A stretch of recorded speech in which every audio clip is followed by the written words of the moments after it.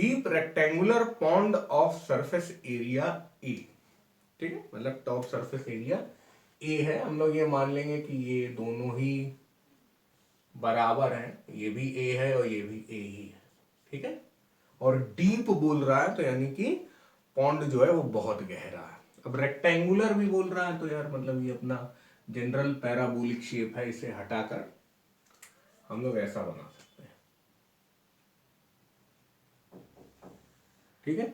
वैसे जब भी स्कूल लेवल में पढ़ाया जाता है या बुक्स में लिखा रहता है तो पैराबोलिक टाइप का ही पॉन्ड होता है, या कोई भी लेक इन जनरल ऐसी शेप को लेती है। एग्जैक्ट पैराबोला नहीं होता है लेकिन मतलब उसके करीब होता है, ठीक है। रेक्टेंगुलर पॉन्ड डीप है तो इतना नहीं है कि अगर ठंड बहुत ज़्यादा है, ऊपर -26 डिग्री सेंटीग्रेड टेम्परेचर है तो पूरी लेक जम जाए, ऐसा नहीं होगा, इसलिए डीप बोला गया है। और वाटर की डेंसिटी जो है वो रो है। स्पेसिफिक हीट कैपेसिटी जो वाटर की है वो एस है। Is located in a region where the outside temperature is a steady value of -26 degree centigrade. The thickness of the frozen ice layer in this pond at an any instant is x. मतलब time बढ़ता जा रहा है और thickness जो है वो बढ़ती जा रही है, ऐसा है। मतलब अभी स्टेडी स्टेट हम लोग पहुंचने के पहले हैं, एक्स बढ़ते बढ़ते हैं, ठीक है।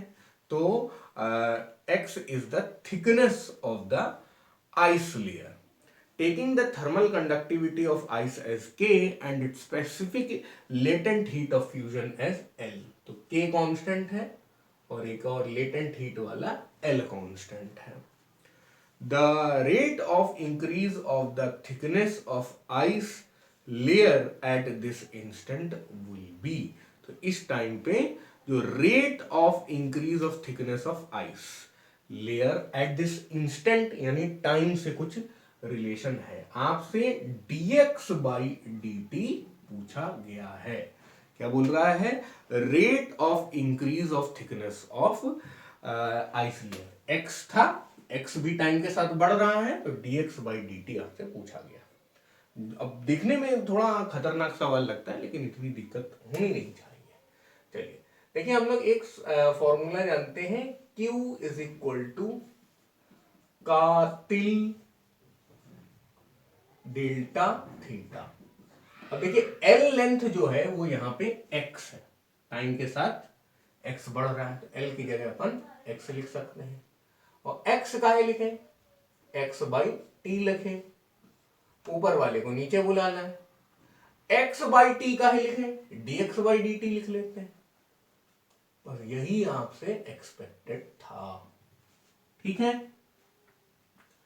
अब जैसे जैसे ये जमता जा रहा है, x बढ़ता जा रहा है, वैसे वैसे Q is equal to ml वाले फॉर्मूला से m मास का वाटर आइस में कन्वर्ट होता जा रहा है।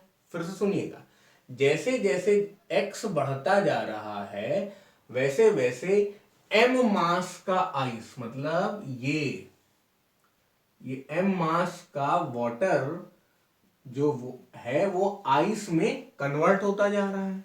किस फॉर्मूले से? फ्यूजन के हिसाब से। तो Q is equal to ml ना कर लें, Ka dx by dt। Delta theta क्या है भाई? ये -26 डिग्री सेंटीग्रेड है, और जो सबसे नीचे वाला होगा पॉइंट जहां पर वाटर और आइस इंटरफेस होगा, उस जगह भाई टेम्परेचर 0 डिग्री सेंटीग्रेड होगा, क्योंकि 0 डिग्री सेंटीग्रेड पे वाटर कह रहा होगा अभी हमसे Q is equal to ml heat निकाल लो, तब हम आइस में कन्वर्ट होंगे लेटेंट हीट ऑफ फ्यूजन का पालन करते हुए। तो इसलिए Q is equal to ml लिखना यहाँ पे गड़बड़ नहीं है। डेल्टा थीटा क्या हो जाएगा? -26 से बढ़कर 0 डिग्री सेंटीग्रेड। हीट यहाँ पे किस रास्ते जा रही है? हीट ऐसे जा रही है, हायर टेम्परेचर से लोअर टेम्परेचर की तरफ। तो ये कितना है? 26 डिग्री सेंटीग्रेड। तो अब 26 ही लिख लीजिए यहाँ पे, क्या दिक्कत है? अब m क्या होता है? m होता है मास, और मास हमें क्वेश्चन में कहीं नहीं दिया हुआ। मास ऑफ वाटर है लेकिन मास हमें कहीं नहीं दिया हुआ है, तो मास को रिलेट कर लीजिए रो से, रो इंटू वी, वी क्या है, वॉल्यूम है, डेंसिटी इंटू वॉल्यूम क्या हो जाएगा, मास के बराबर। तो रो तो चलो पता है, बट वी हमारा कैसे आएगा, वी हमारा आएगा, अब ये पूरा x बढ़ चुका है कि नहीं बढ़ चुका है ना, तो v is equal to area multiplied by x, volume is equal to area multiplied by x। भाई अगर बिल्कुल शुरुआत से लें तो ये लेयर यहां से पूरा इतना पानी जो है वो आइस में कन्वर्ट हो गया है, t इज इक्वल टू 0 में यहां तक पानी था, अब ये पूरा पानी कन्वर्ट हो चुका है, तो v is equal to A X हम लोग ने लिख लिया।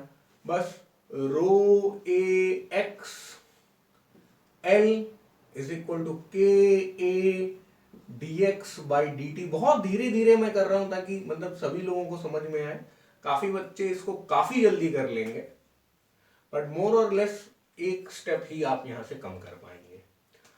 बस अब dx बाई डी टी उस तरफ ले जाइए,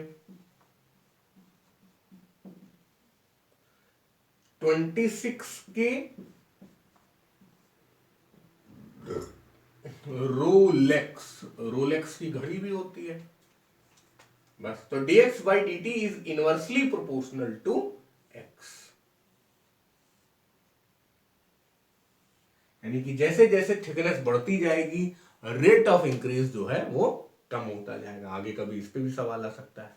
तो हमारा क्या आंसर है, 26 के रो एक्स एल बोल रहे हैं वो लोग, हम लोग एल एक्स बोल रहे हैं, कोई दिक्कत नहीं है।